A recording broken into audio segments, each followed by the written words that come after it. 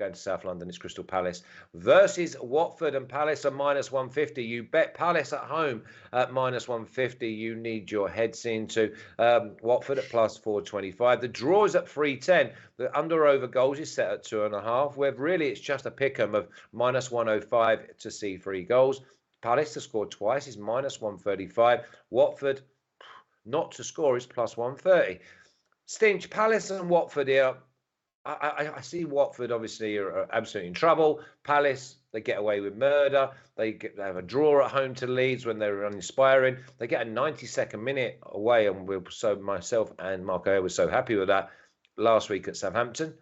But in all them games, they're nothing more than average. They're nothing more than getting through at maybe 75% of capacity.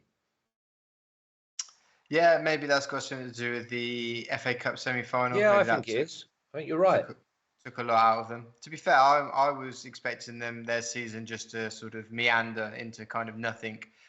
So I thought it was quite positive to see that they got the 3 points away at Southampton last weekend. And it kind of strikes me that I think we've given Patrick Vieira and Palace quite a lot of praise this season, and rightly so. And I'm going to praise him again because I think it's good that they're not just playing out the rest of the season. It does look as though they are interested in finishing strongly. And I think that helps when you're trying to attract players for summer recruitment. I've seen a couple of them linked already. Maybe they can do something again with trying to keep hold of Conor Gallagher.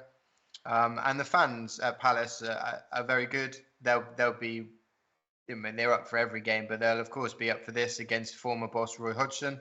The way I was looking at this game was not so much Palace v Watford, but more, we've discussed motivation quite a lot, but I think one thing we haven't touched on the show this season is the increase in goals as you move towards the end of the season. Now, Mark's put quite a lot of useful information out on Twitter about this in the form of a good table, so I'd definitely go and recommend check that out. But if you just sort of pick through it, in the Premier League, since 2014-15, the average goals is 2.73, but in May it goes up to 2.89, and that's the highest month of the season for goals.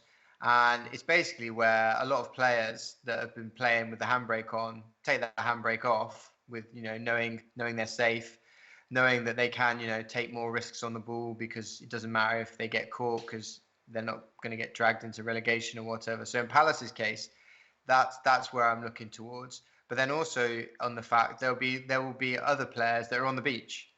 They're not bothered about whether the team wins or loses that much. And particularly in my mind, that happens with defenders, which is why we see this increase in goals. So I was trying to look through basically what the best games were to attack at the prices, obviously. And I just felt with this one, seeing as the overs was the outsider, I thought this was like a good one to go for, because I think, obviously, we know Roy Hodgson is a defensive coach by trade, and no surprise, first game away to Burnley 0-0. But I think as the season's progressed and Watford have become more desperate, the goals have actually gone up in their games. So the last 10 matches have seen 34 goals in their games, so obviously 3.4 per game, and 8 of those have gone over 2.5. And you look at Palace defensively, I think they are gettable. Just 29% of their games they've kept clean sheets this season, and 2 of those were against Man City. So arguably that percentage should probably be a bit shorter, given we know how good Man City are. And Palace won this game 4-1 in February. So given the fact that Watford aren't actually yet relegated, I do believe they're going to have to come out and attack at some point. And they're capable of scoring, but I also think they're going to leave space for Palace's more clever players. The likes of Eze, Elise, Zaha. If they can all start the game, you've still got likes of Benteke, Mateta, Odsonne-Edouard to finish chances. And of course, I think one of the players of the season, Conor Gallagher, is looking to finish strongly to enhance his England chances. So, yeah, that's the reason I'm going with goals this week. Okay, I mean, you go with Palace, and I think the reason that they've not just jumped off a cliff and like having some fun on the beach is because of them young boys that have missed a lot of the season, and they're coming back and they're all fresh and they're hungry to miss. What people don't realise is a lot of players' contracts are up, and when their contracts are up or they want a new deal, they've got to go right to the finishing line. But I saw this game as being Watford being pragmatic, which is your word, Marco, here, and Palace not really overexerting themselves. I've gone the opposite way to Stinch, and I've gone with the under. So one of us is definitely going to be winning.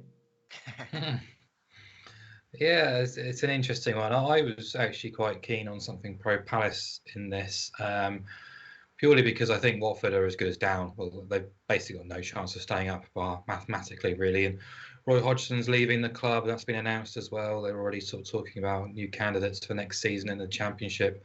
There is an air of resignation about them at the minute, and they know the game is up. I watched the match, as I said last week, against Burnley quite intently, and they conceded 17 shots at home to Burnley, which is probably quite telling, really. And I think for all the attacking talent that they do have, and they do have some players of real ability in forward areas, they didn't look convincing or dominant at all.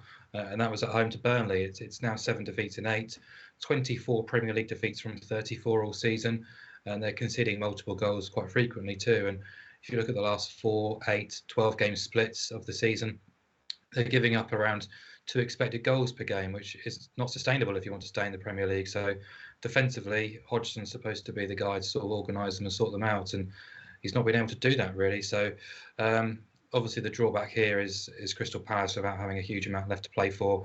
The Crystal Palace team, I've spoken plenty of times this season, don't win enough games for the sort of the suggestion that they should be sort of pushing into the top half. They've been competitive, but have they managed to get over the line enough? Not really. So even at Selhurst Park, I think they've won only about 4 or 5 matches in the Premier League. So based on expected points and expected goals, Palace should be a lot higher than they are. They're not. So for that reason, I kind of left it alone, because throughout the whole campaign, I've wanted to be with Palace at times, but particularly when they're a short price, have they got enough to kind of get over the line? Even with Watford in their current state, they should, but I'm just not willing to back them at that price. The only one that would stand out was Palace to win, and over 1.5 goals, which is actually plus 100, which felt like a nice leap from minus 150, but I've left it alone. Yeah, I put 4 different scores down here, and you say you leave it alone. Yeah, listen, Michael Makeda, he's the same. Just leave it alone. I've gone with the under. Stinch has gone with the over. I think that tells you everything about this game, because I've also wrote Palace 2, Watford 0. Palace 1, Watford 1. Palace 0, Watford 1. Palace 1, Watford 0. I change my mind every time I look at this game. So really, I've just had to go with my initial. My initial was that this is under, and if you push me, I'd go with Palace to win 2-0. Okay, let's have a little look at the official picks of game number 2. It's Crystal Palace versus Watford, and it's under 2.5 goals at minus 115. That's been rock solid.